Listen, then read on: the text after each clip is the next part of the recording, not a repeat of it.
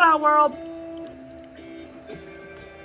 Patricia, O'Connor, and Frida, Reba, Darcy here. Our lights just went off. I'm going to bump them back and do a little cheat.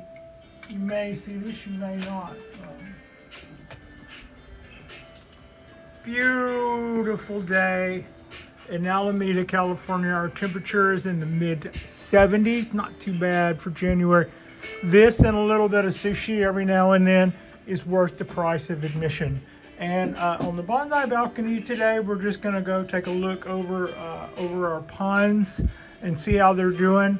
They're still showing us some of their winter colors, which is a mixture of green and yellow, or not the rich green that we would like to see normally. But some of them are doing rather well, and some of them are looking a little yellow.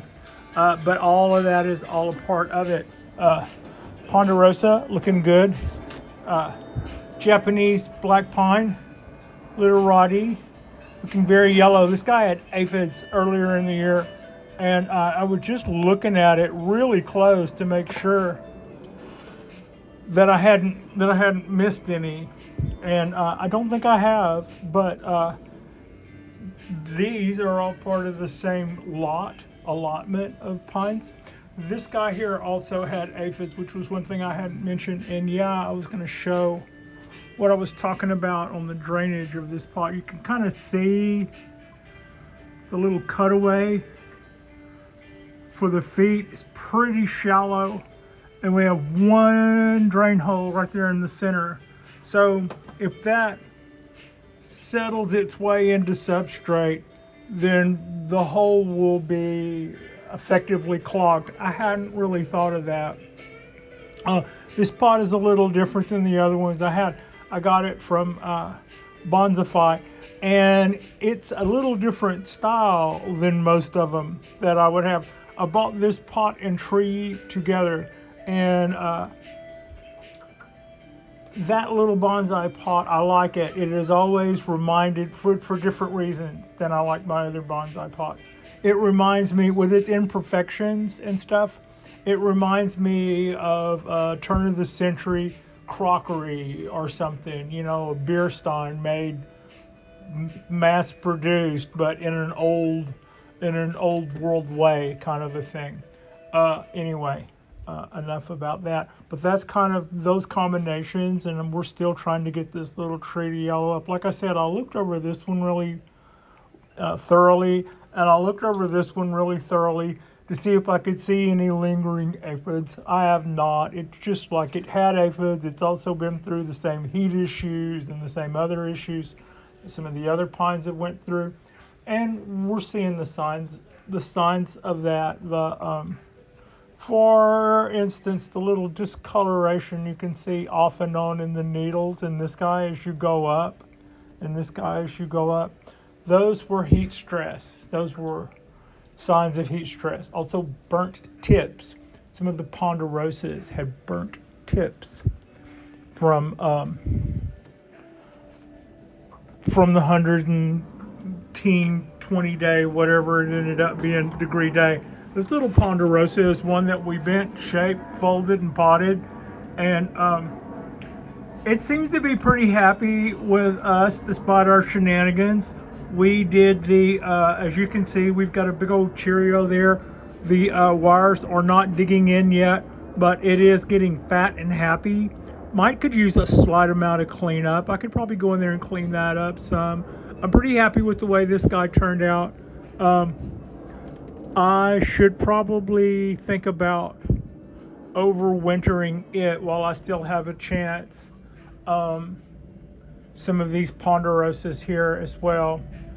This ponderosa is doing rather well. It's still pushing out that new growth. We are going to overwinter. Now, some exciting news for those of you who had been keeping up with the large tree that I used to have right here. It was a large ponderosa. It was a large ponderosa Yamadori that nature had grown into a spiral forest, and it has a few years growing under its belt. It was born and raised at an elevation of 5,000 feet. I had done, I bought a Bonsai Jack, and we decided that Bonsai Jack would be an excellent name for a sidekick or an apprentice in a bonsai shop, or a TV show about, let's say, a detective who is into bonsai trees, maybe.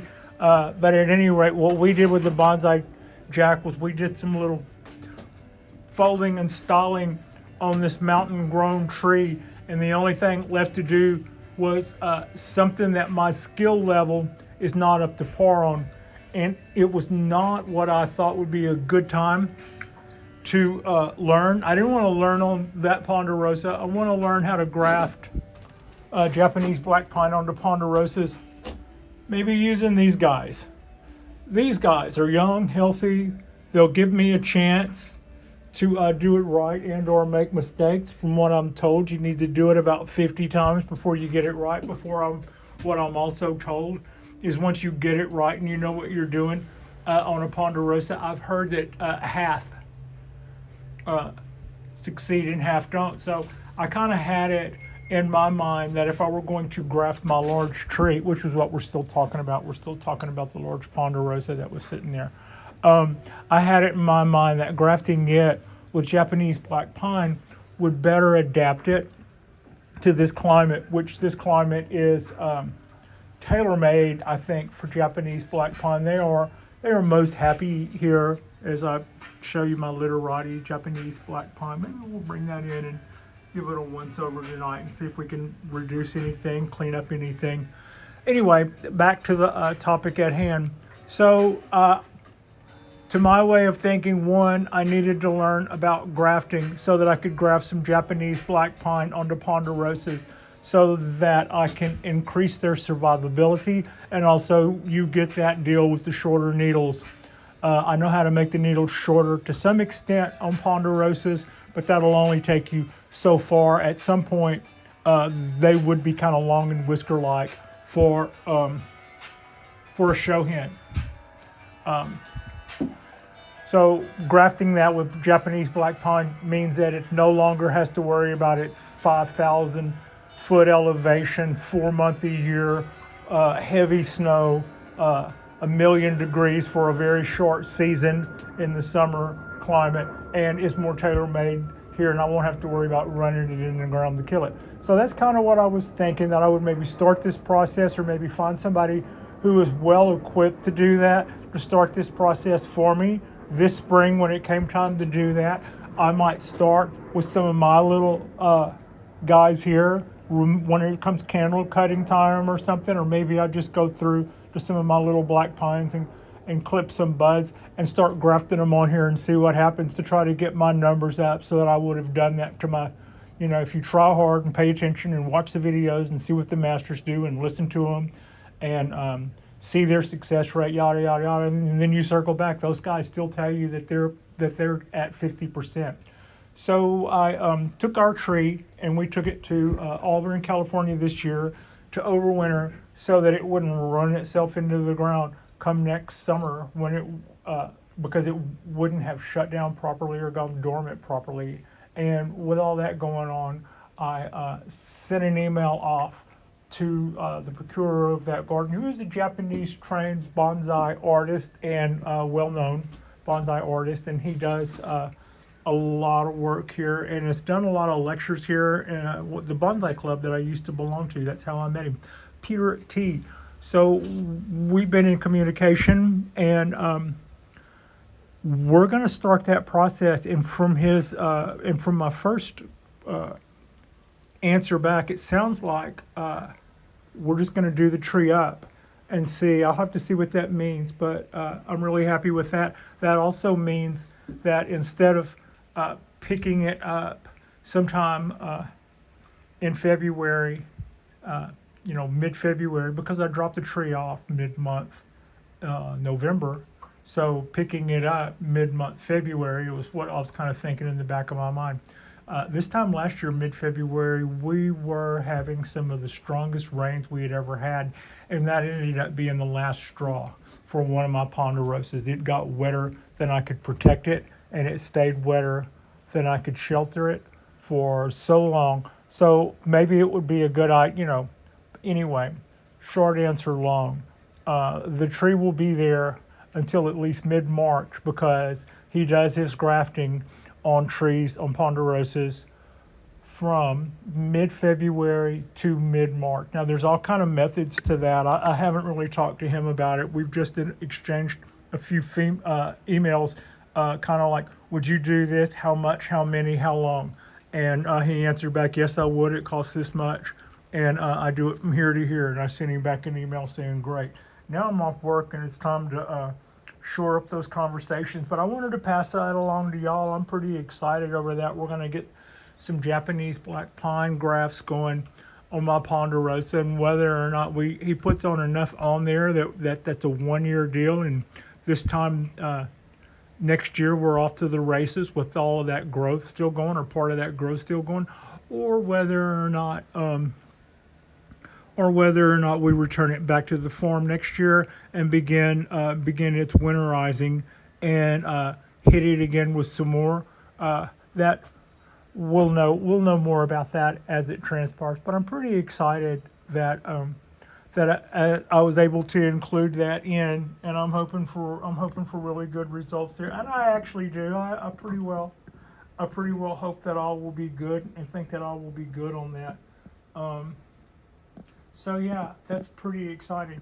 Meanwhile, I've made sure that I have the right tools. I bought myself a couple of grafting knives, and I've been doubling up on the amount of lessons that I were doing pertaining to the grafting of ponderosas with black pine, or grafting of ponderosas with anything, and also the styling of ponderosas that have been grafted. You can't just go yanking on the limbs that were grafted on. Come to find out, ever. There's one of my teachers tells where he was looking very long and hard at a limb on a Japanese black pine and pointed to his disciples that that limb had been grafted on there 20 years before. And if he wrapped wire on it and went yanking on it in the way that they would normally do, that they would kill it. So that's something that will always have to be considered.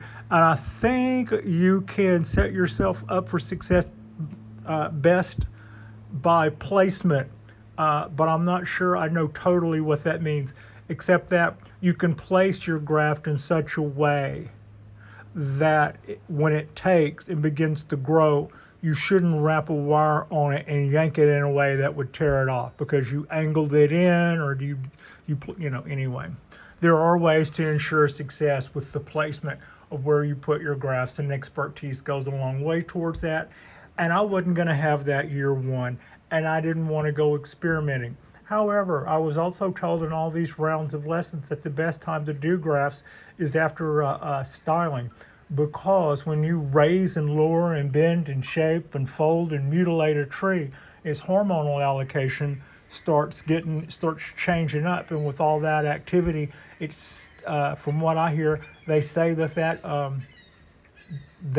increases the success rate of grafting. So that's stuff that we were doing with the bonsai jacks, and where we raised some limbs, we lowered some limbs, we folded some limbs, and we just kind of went knuck and futz with some of that stuff. All of that's going to pay off because that puts us in a higher window of success if I didn't kill anything by bending it. That's the other thing. I found out that ponderosas were a little bit more fragile than what I've been doing with my black pines, but I was at least treating that like an older ponderosa. So hopefully it's not up there losing limbs, but it's about to gain some buds, and that I'm pretty excited about. In our last video, about the time we lost Wi-Fi and it cut us off abruptly, I was talking about how I would have put these trees, or that wisteria, even if I didn't have a big yard, I would have put that in my yard. Or if I had family that lived nearby, I'd be like, hey, can I stick this out behind the garage in the ground for a year or two, let it fatten up, it'll get enough light. Uh, Anytime you can do that, you will always increase the rate at which your trees grow.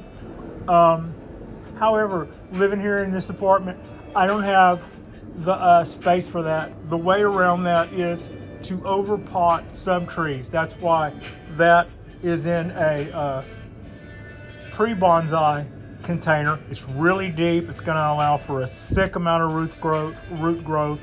When it comes time to transplant that, we'll cut them all loose and probably cut that root thickness down by half, and then I'll have to replant them at different heights. Now, when I was talking about this guy, my Japanese black pine, being in recovery, how we didn't do the candles and we didn't do a big needle reduction this year. Also, this would have went in an Anderson flat or something had I had the space left over.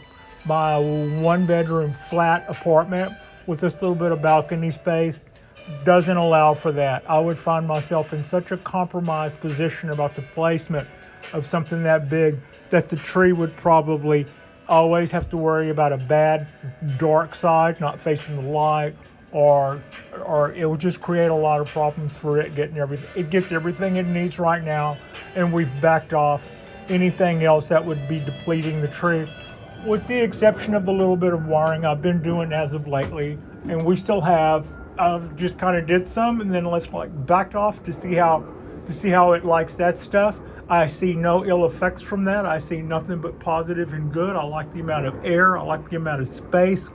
The amount of air and space in between our buds, as I said in the last video, will give us more bud sites and opportunities.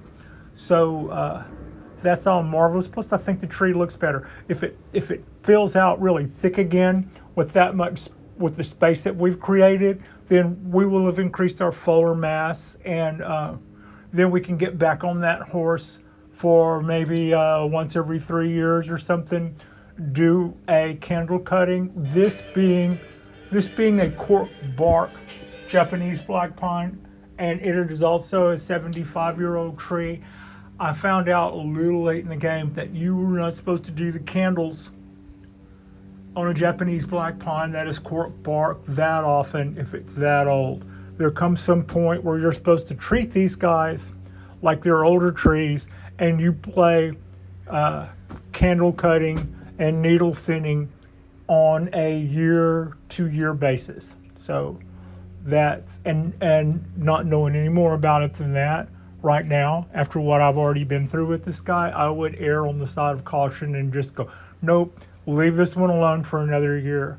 I'm way happier having this tree in my life than losing it trying to achieve some pinnacle. That's a little bit harder. It's a little bit harder to hit that sweet spot on cork bark varieties. But all of those limbs you see that aren't totally corked over, we can put a little bit more motion in quite a few of those. There's still a few left for us to do. I look forward to doing that in the next couple of weeks. That's kind of it on the catch-up.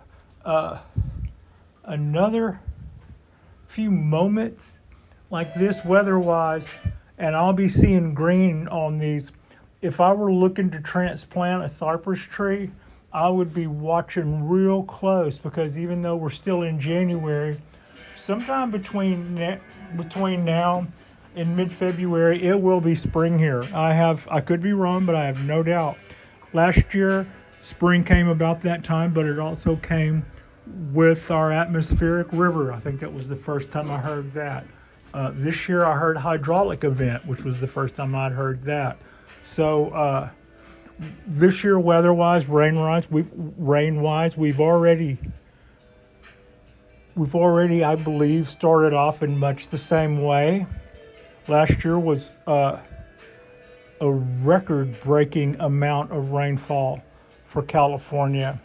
There are lakes that dried up in the early 70s that became subdivisions, and They came back last year, and they say that those will probably, yeah, it's not like pump the lake and let the people have their houses back. It's like, yeah, that was always a flood zone, and now it's a lake again.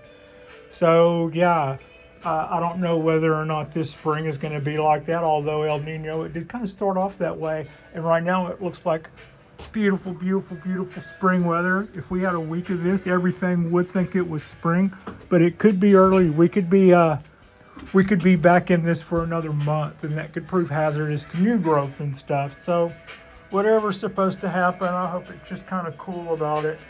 Um, like and subscribe if you guys haven't already. It's about time to start watching that Sound of Music moment whenever all of our green stuff starts getting really lush.